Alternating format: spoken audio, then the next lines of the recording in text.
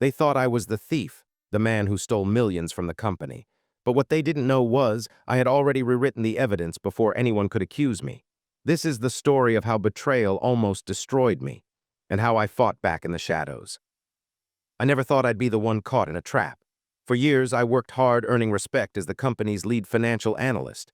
I trusted my colleagues, and maybe that was my biggest mistake. Among them was Lisa, smart, charming, and someone I thought I could rely on. We often worked late together, poring over spreadsheets and audits, joking about the pressure, but always having each other's backs. She seemed loyal, the kind of person you'd want on your side when the stakes were high. In those quiet moments after everyone left, we'd talk about life beyond the office.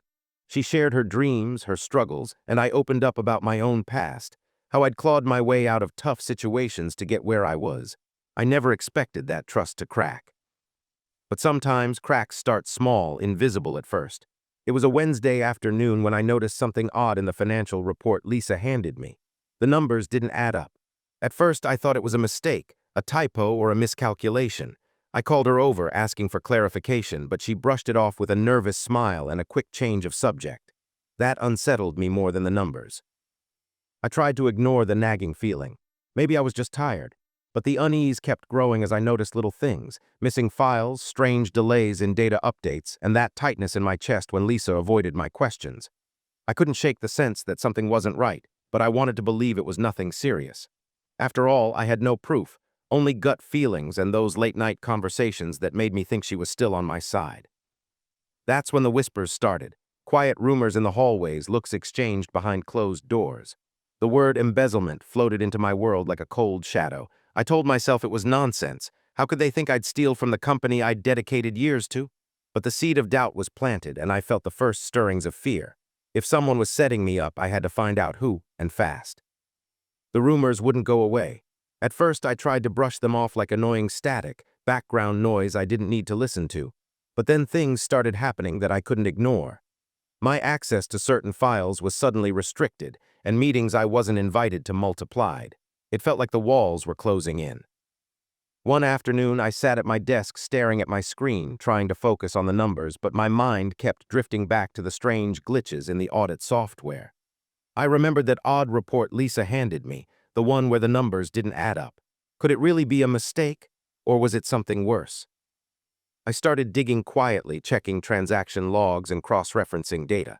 At first, I found nothing unusual, but then in the audit trail I spotted something, small, almost invisible to anyone who wasn't paying close attention.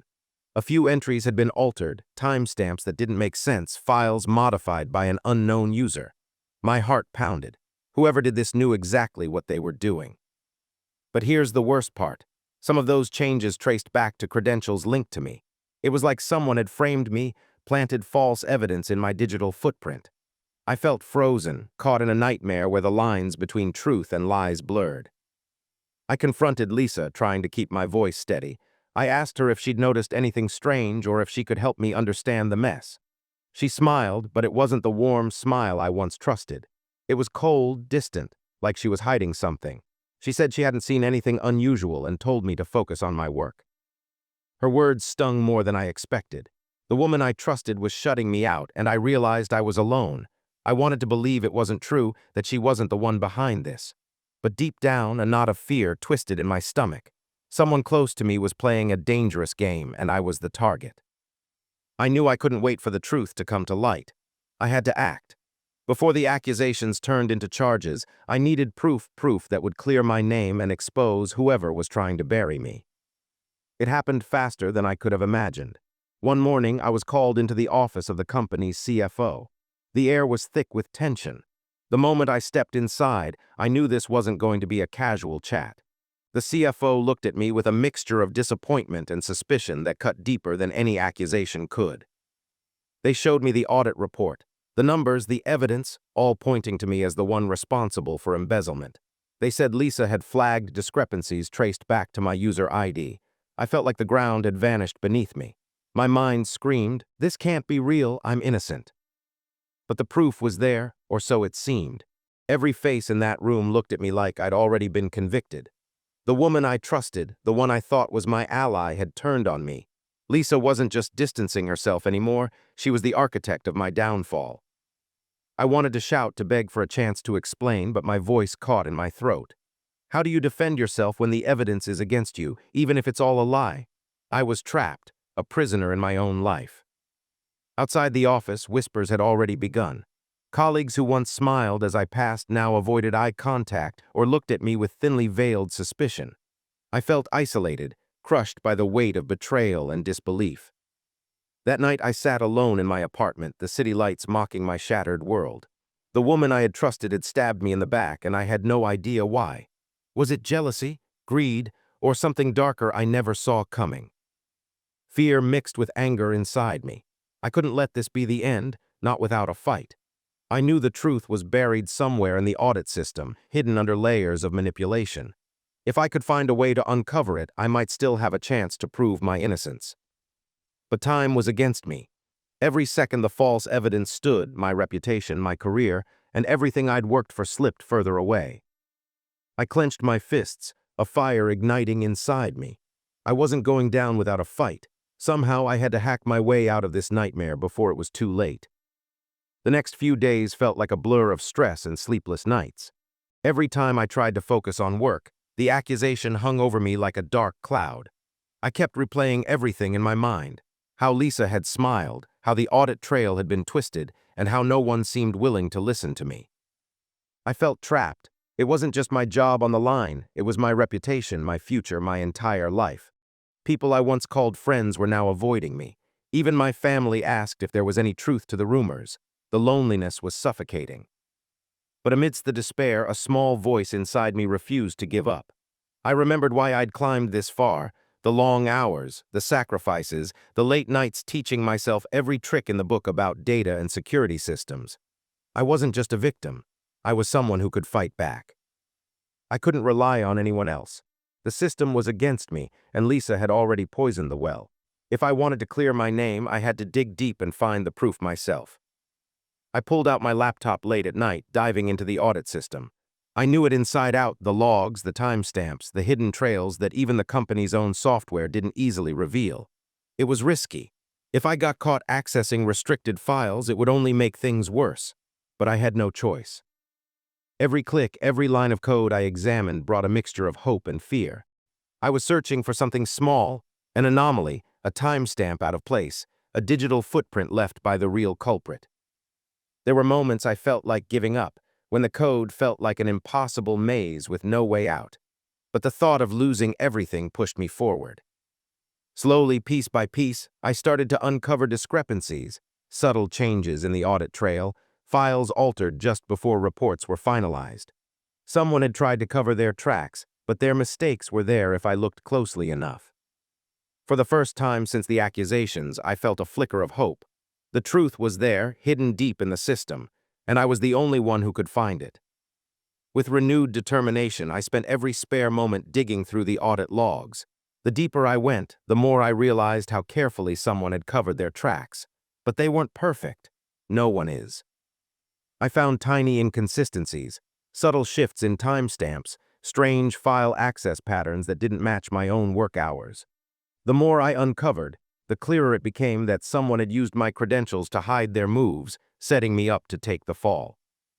My heart raced as I mapped out the trail. It led back to specific network points, files, and even user accounts that had no reason to be connected to my role. And every clue pointed in one direction, Lisa. I remembered the cold look she gave me when I confronted her. The nervous laugh that felt more like a smirk. She wasn't just avoiding me, she was orchestrating this. But even with this proof, I knew no one would believe me without something solid. I had to be smart. I couldn't rush into accusations without evidence that would hold up. So I kept digging. I wrote down everything, every irregular file access, every altered record, every suspicious login. I copied screenshots and saved encrypted backups of the audit logs. Still, a part of me worried about what this would mean if I got caught accessing these files. What if the company decided to fire me on the spot? What if this was a fight I couldn't win? But then I thought about my family, my future. I wasn't about to let someone else's lies destroy everything I had worked for. One night, as I sifted through the data, I found something unexpected. An old, hidden log file with a detailed record of the changes made to the audit trail. It wasn't meant to be seen. Whoever created it wanted to keep it secret. This file was the key. It showed exactly who made each change and when, and it was clear that Lisa's account was behind the critical alterations. I leaned back, exhausted but energized. The evidence I needed was finally within reach. Now I just had to figure out how to use it without tipping my hand.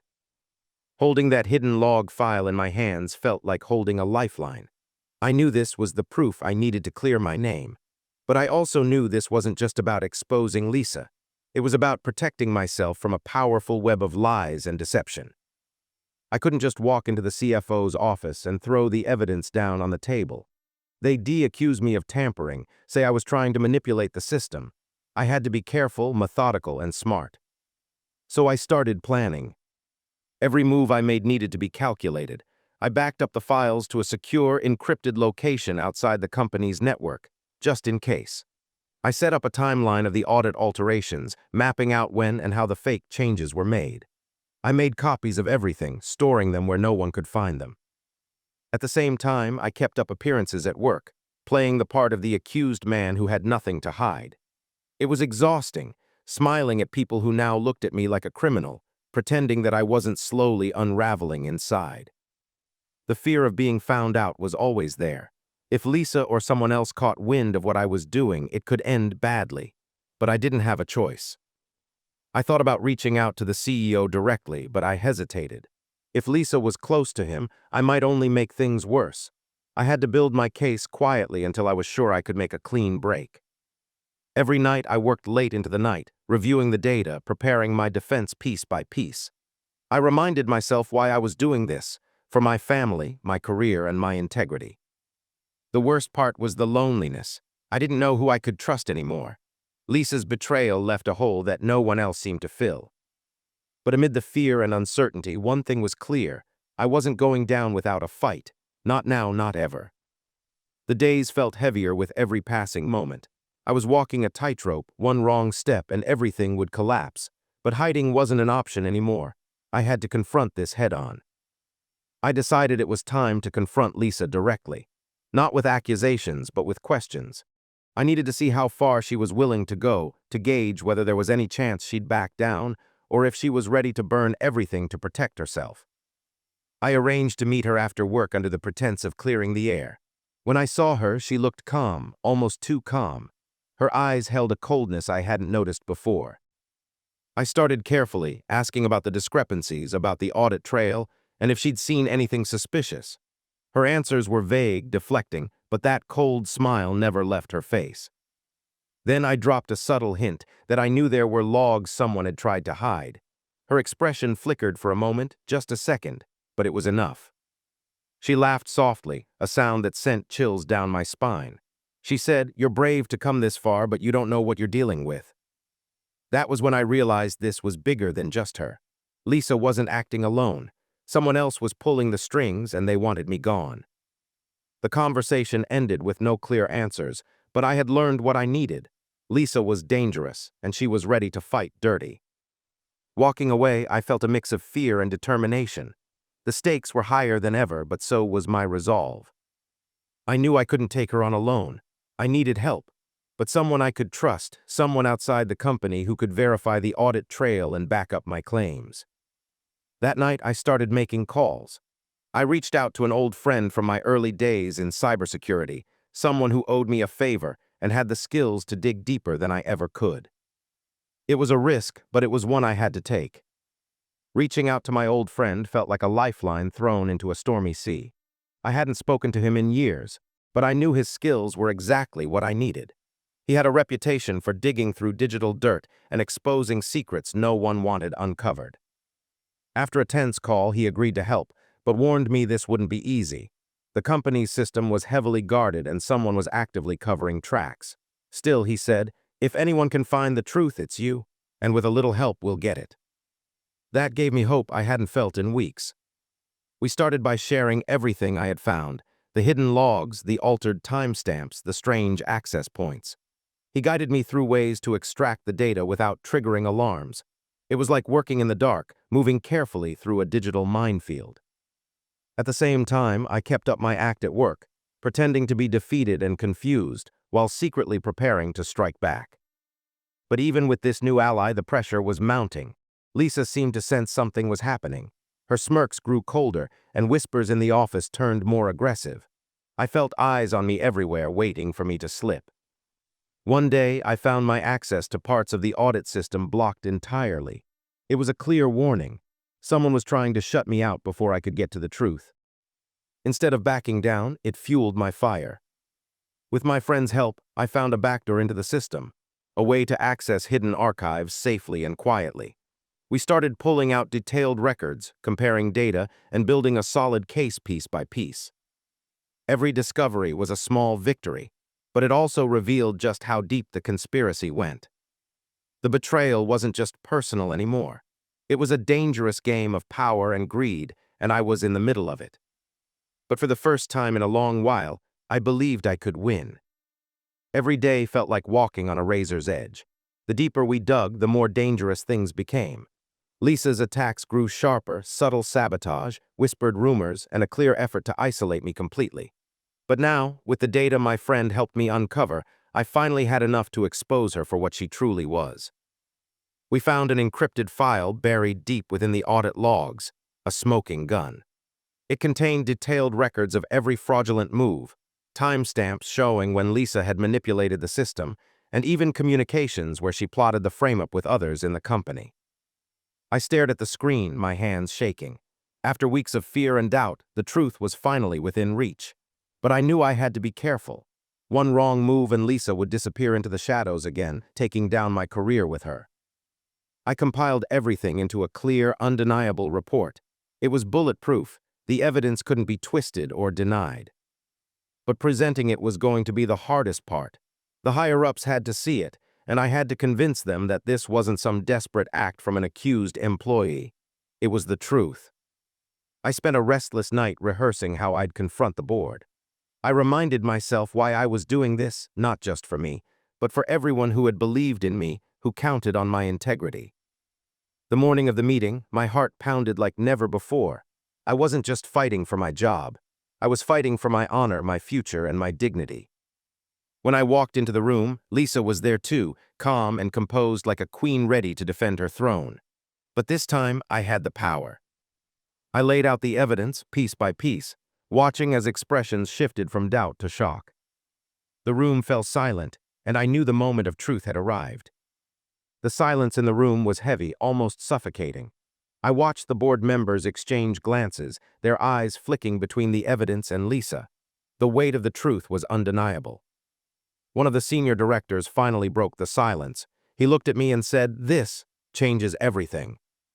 Lisa's calm facade cracked for a moment, but she quickly composed herself. Still, the evidence was too clear to ignore. After what felt like hours, the board made their decision. Lisa was suspended pending a full investigation, and I was cleared of all charges. They even offered me a formal apology, something I hadn't dared to hope for. Relief washed over me like a tidal wave. But beneath that relief was something deeper, a renewed sense of strength and clarity. I realized how close I'd come to losing everything because of someone else's betrayal. It hurt. It stung. But it also taught me who I really was, someone who wouldn't give up, even when the odds were stacked against him. When I walked out of that meeting, I felt lighter. The nightmare was over, but the lessons stayed with me. I knew trust was fragile, and sometimes the people closest to you could hurt you the most. But I also knew I had the power to fight back, not with anger, but with truth and resilience. The company started to rebuild, and I took on new projects with a cautious optimism. I was careful about who I trusted, but I didn't close myself off. More than anything, I learned to believe in myself again. Looking back now, I understand that the hardest battles teach the most valuable lessons. And sometimes, the darkest moments are just the beginning of a stronger, wiser journey.